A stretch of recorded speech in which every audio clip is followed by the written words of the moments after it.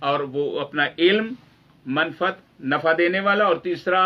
ولد صالح نیک اولاد با ہنر صاحب کی بلا خدا انہیں کروٹ کروٹ جنت نصیب فرمائے. ان تین چیزوں کے مصداق نظر آتے ہیں. یہ تینوں چیزیں ان کے لیے ہیں.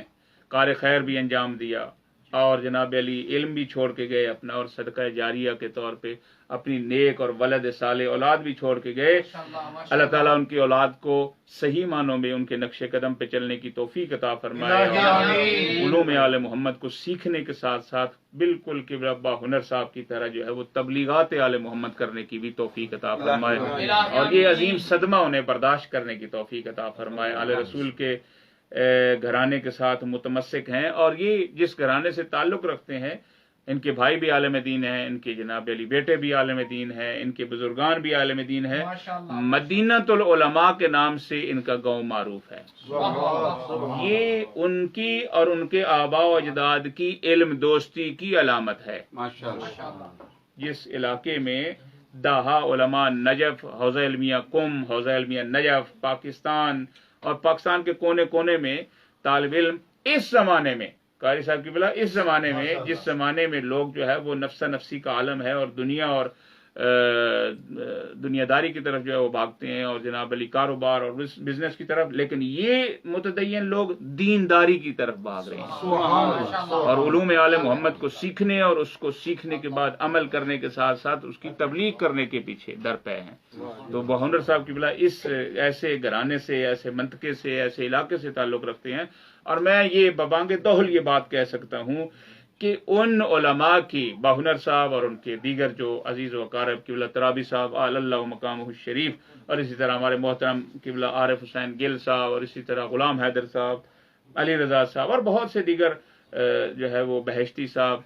بہت سے دیگر نجف اور قم میں تشریف فرما ہیں، بزرگان ہیں ہمارے محترم ہیں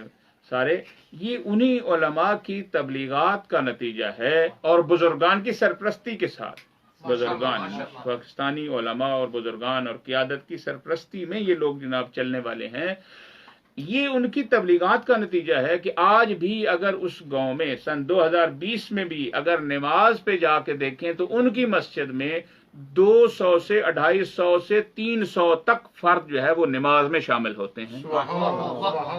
پاکستان میں شاید ہی کوئی شہر ہو. اور محمد و آل محمد بلند تر صلوات. اللہم صلی علی محمد و آل مرحومین علماء کرام کی بلندی درجات کے لیے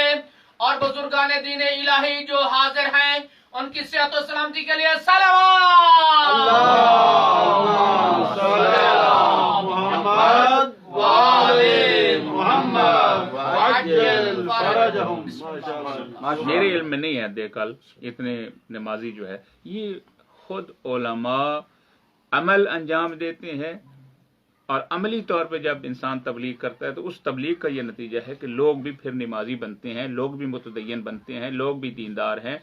اور سینکڑوں نہیں تو دہا مدارس میں یہی متدین کمک بھی کرتے ہیں، مدد بھی کرتے ہیں. اور اس کی زندہ مثالیں آپ کے سامنے ہیں. وہ علامہ سید گلاب علی شاہ صاحب اللہ مقامہ الشریف جب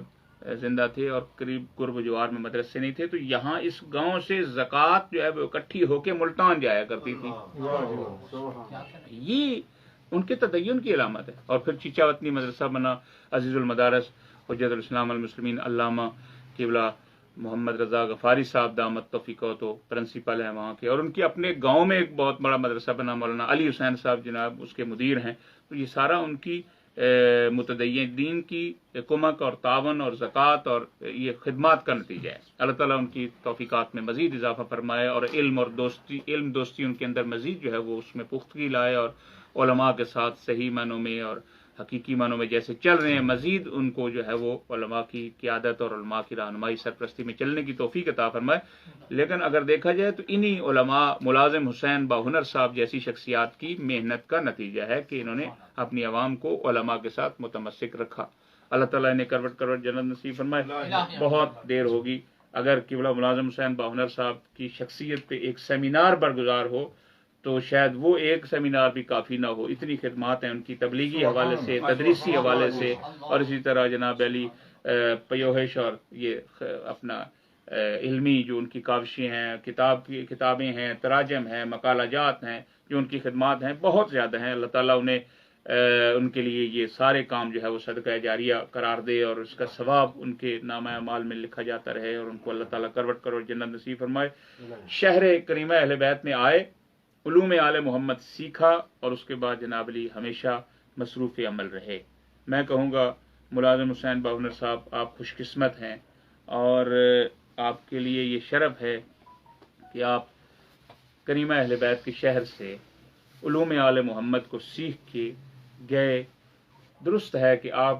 کچھ عرصہ بیمار رہے اور پھر بیماری کے بعد آپ اس دنیا سے چلے گئے. آپ اسی کریمہ اہل بیت کے والد گرامی کی طرف دیکھیں، نظر کریں کہ جو علوم آل محمد کی تبلیغ کے لیے کبھی اس زندان، کبھی اس زندان، کبھی اس قید خانے میں، کبھی اس قید خانے میں، لیکن اس کے باوجود دین مبین اسلام کی خدمت میں کوتاہی نہیں ہوئی اور اسی سیرت کو آپ نے اپنایا. آپ بیمار ہوئے، آپ کی بیماری کے بعد جب آپ دنیا سے گئے تو آپ کو ذرا غور فرمائیں، آپ شہر کریمہ اہل بیت میں رہ کے گئے ہیں. اے ملازم حسین باہنر، آپ جب حرم معصومہ میں رہتے تھے تو 25 رجب کو آ کے، اور اپنے علاقے میں بھی بہت بڑی 25 رجب مناتے ہیں یہ، اور امام موسیٰ کاظم کی زری بنائی ہوئی ہے اور امام موسیٰ کاظم کی یاد مناتے ہیں. ایک خاص عشق تھا امام موسیٰ کاظم کا کے ساتھ اور امام موسیٰ کاظم کی بیٹی معصومہ کم کے ساتھ، اس گھرانے کو، اس خاندان کو. معصومہ کریمہ اہل بیت جب ان کے بابا دنیا سے گئے تو ان کا کوئی جنازہ اٹھانے والا نہیں تھا. مزدور بلائے گئے امام موسیٰ کاظم کو کی میت کو اٹھانے کے لیے، لیکن اے ملازم حسین، تجھے اس کی بیٹی نے اتنا کرم کیا تجھ پہ اور تجھے اتنا علم عطا کیا کہ پھر لوگ تجھے اتنی قدر کی نگاہ سے دیکھتے ہیں کہ پاکستان کے کونے کونے سے لوگ تیرے جنازے میں آئے. کورونا جیسی وبا تھی، اللہ تعالیٰ سب کو محفوظ رکھے. اس وبا، اس مرض کے باوجود تیرے بیٹے وہاں موجود نہیں تھے، بیٹیاں موجود نہیں تھی، خانم اور خانوادہ موجود نہیں تھا، لیکن کسی کو یہ احساس نہیں ہوا کہ ملازم باہنر کا کوئی قریبی یہاں موجود نہیں ہے، بلکہ تیرا جنازہ تجھے بڑی عزت و احترام سے علامہ سید اخلاق حسین شیرازی صاحب جیسی شخصیت، علامہ غفاری صاحب جیسی شخصیت تیری تجلیل کے لیے آئے، تیرا جنازہ اٹھانے کے لیے آئے، اور بہت سی شخصیات، علماء، بزرگان، فضلاء تشریف لائے اور بڑی عزت و احترام سے تجھے غسل بھی دیا گیا، تجھے کفن بھی پہنایا گیا، تیرا جنازہ بھی اٹھایا گیا. لیکن ملازم حسین ذرا اپنے 7ویں امام کو دیکھنا، موسیٰ کاظم کو، کہ جس کا جنازہ اٹھانے کے لیے کچھ مزدوروں کو بلایا گیا اور وہ مزدور جنازہ اٹھا کے لے کے گئے. اور معصومہ کریمہ اہل بیت کی وفات کے دن ہے. میں چاہتا ہوں بی بی دو عالم کی، حضرت معصومہ کی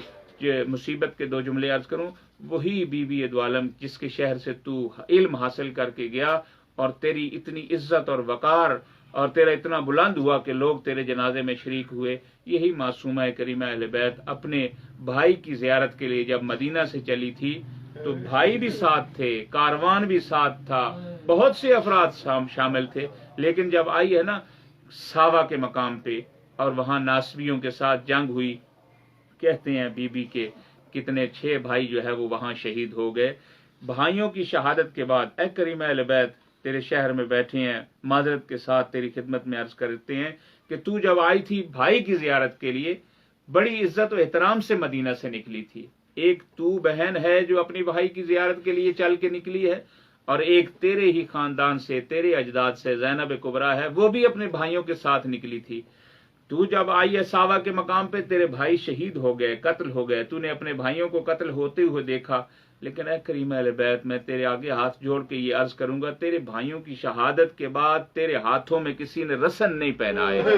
جب قوم کے شریف لوگوں کو پتا چلا نا تو قوم کے شریف لوگ تیرے استقبال کے لیے شہر سے باہر آئے، اور آج بھی ایرانی لوگ وہ یاد مناتے ہیں. معصومہ کریمہ اہل بیت جب آئی نا اسی مقام پہ جسے فرقہ معصومیہ کے نام سے یاد کیا جاتا ہے، جب اس مقام پہ آئے تو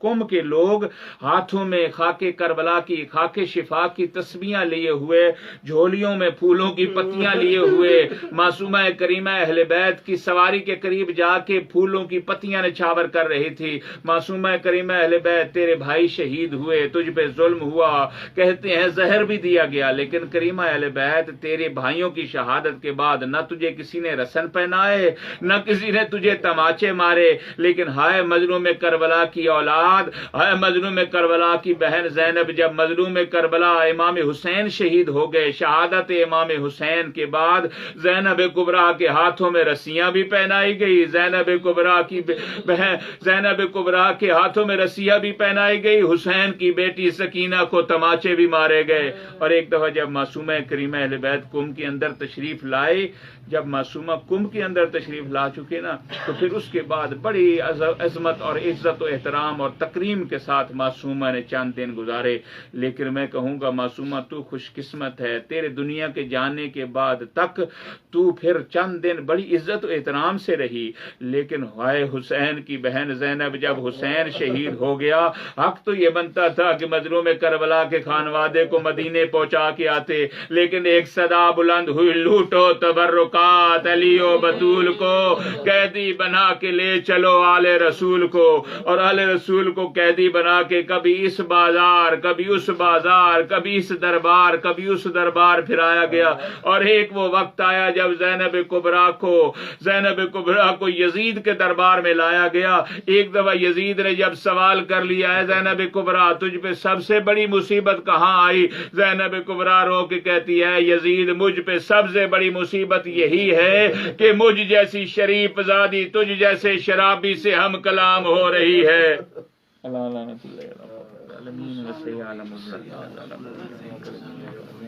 अल्लाहुम्मा सल्ली अला मुहम्मद।